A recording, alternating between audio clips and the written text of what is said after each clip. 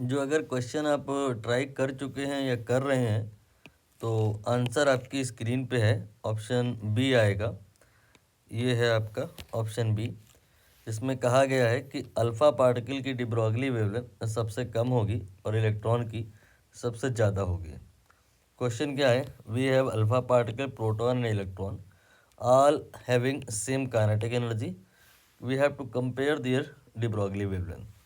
तो ये पूरी कहानी मैंने यहाँ पर बना दी है। आपको इस पर बेस कम से कम नहीं तो 20-30 क्वेश्चन ज़रूर मिल जाएंगे बहुत आराम से, और लगभग 100% चांस होता है कि चाहे किसी भी ईयर का जेई मेन हो, किसी न किसी शिफ्ट में या किसी न किसी अटेम्प्ट में यहीं से क्वेश्चन आपको मिल जाएगा। कंपैरिजन करने में आसानी रहेगी। मैंने यहाँ पर एग्जैक्ट डेटा लिया है, वो आप नहीं भी याद रखोगे तो चलेगा, बस लेस और मोर ये समझ में आ जाएगा। अब इस टेबल को इंटरप्रेट कर लेते हैं। इलेक्ट्रॉन है, प्रोटॉन है, अल्फा पार्टिकल है, ये तीनों अगर इक्वल मोमेंटम से ट्रैवल कर रहे हो तो फिर दुनिया में कोई भी दो लोग हों, अगर इक्वल मोमेंटम से हैं तो उनकी जो डी ब्रॉगली वेवलेंथ होगी वो 1:1 के रेशियो में होगी। तो यहाँ तो कोई डाउट नहीं है। बट लेकिन केस यहाँ पर कॉम्प्लेक्स होके आ सकता है कि भाई ये लोग हैं और इक्वल काइनेटिक एनर्जी से ट्रैवल कर रहे हैं, तो जो डी ब्रॉगली वेवलेंथ आएगी अगर अल्फ़ा की 1 माने तो प्रोटॉन की 2 आएगी और इलेक्ट्रॉन की 86 आएगी।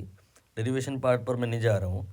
और तीसरा जो वैरायटी हो सकता है वो ऐसा हो सकता है कि अगर हम तीनों को सेम काइनेटिक एनर्जी से ना ट्रैवल करवाएं, एक्सेलरेट करवाएं, जो काइनेटिक एनर्जी जनरेट करवाएं वो बिकॉज ऑफ पोटेंशियल जनरेट करवाएं, और पोटेंशियल तीनों में अगर सेम रख रहे हैं तो जो डी ब्रॉगली वेवलेंथ का रेशियो होगा, अल्फ़ा में अगर 1 आएगा तो प्रोटॉन में 2√2 आएगा और इलेक्ट्रॉन में 86√2 आएगा। मतलब मोटे मोटे तौर पे हम अगर इस केस को हटा दें तो मोस्टली हो ये रहा है कि इलेक्ट्रॉन की डी ब्रॉगली वेवलेंथ काफ़ी ज़्यादा रहती है compare to other, and alpha particle इसकी डी ब्रॉगली वेवलेंथ काफ़ी कम रहती है कंपेयर टू अदर।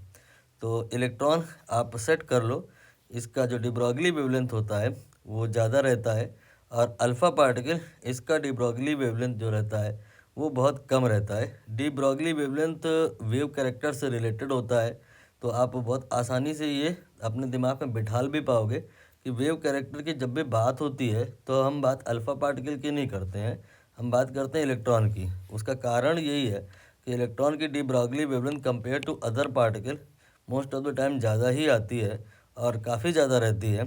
तो आप निसंदेह ऐसे ऑप्शन की तरफ जाएंगे इन फ्यूचर जहां इलेक्ट्रॉन की डी ब्रॉगली वेवलेंथ ज़्यादा दिखाई जाएगी और अल्फ़ा पार्टिकल की सबसे कम होगी। ऑप्शन बी में ही है ऐसा। और अगर आप कंप्लीटली अप्रोच करना चाहते हैं मैथमेटिकली तो लैम्डा का फॉर्मूला लिखेंगे आप सबसे पहले, वो होता है H/P, और फिर यहाँ पर P जो मोमेंटम है इसको काइनेटिक एनर्जी से रिलेट करेंगे, ये हो जाएगा 2mk, और जो ये K काइनेटिक एनर्जी है इसको फिर आप वोल्टेज से रिलेट करेंगे, ये हो जाएगा Q/V। और अब यहाँ पर जो आपका H है और जो 2 है, और यहाँ पर काइनेटिक एनर्जी ये भी सेम है। आपको यहाँ पे ये वाले की ज़रूरत नहीं रहेगी क्योंकि हमें क्वेश्चन में काइनेटिक एनर्जी बताया कि सेम है। तो ये वाले फार्मूले में बात करेंगे, ये के और ये एच ये दोनों सेम है, तो आपने इसको सी रिप्लेस कर देना है, डिवाइड बाई √m ऐसा आ जाएगा। ठीक है। नाउ अब हम यहाँ पर बात करेंगे पहली दफ़ा इलेक्ट्रॉन का, तो ये आ जाएगा सी डिवाइड बाई इलेक्ट्रॉन का मास। इलेक्ट्रॉन का मास यहाँ पर मैंने me मान लिया है। फिर इसके बाद हम बात करेंगे प्रोटॉन की, तो ये हो जाएगा सी डिवाइडेड बाई प्रोटॉन का मास, मैंने mp मान लिया है। और फिर बात करेंगे अल्फ़ा पार्टिकल का, तो इसका मास m अल्फ़ा होगा जो कि प्रोटॉन के मास का 4 गुना होता है। और जो ये इलेक्ट्रॉन का मास होता है ये आपका प्रोटॉन के मास से रिलेट होता है। यहाँ पर आप लिखेंगे mp डिवाइडेड बाई 1849 लिखा जाएगा। आप किताबों में देखोगे कहीं पे 1850 रहता है, कहीं पे 40 रहता है। 1849 लेने का लाभ ये रहता है कि इसका स्क्वायर रूट हो जाता है पूरी तरह से।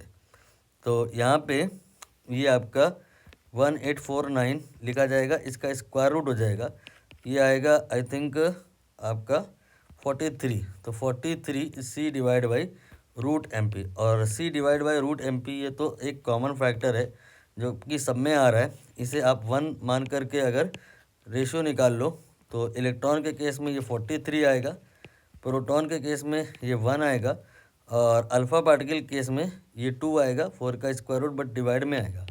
अब आप पूरे में 2 से मल्टीप्लाई कर दो तो ये हो गया 86, फिर ये हो गया ये 1, नहीं 1 का डबल ये हो गया 2 और 1।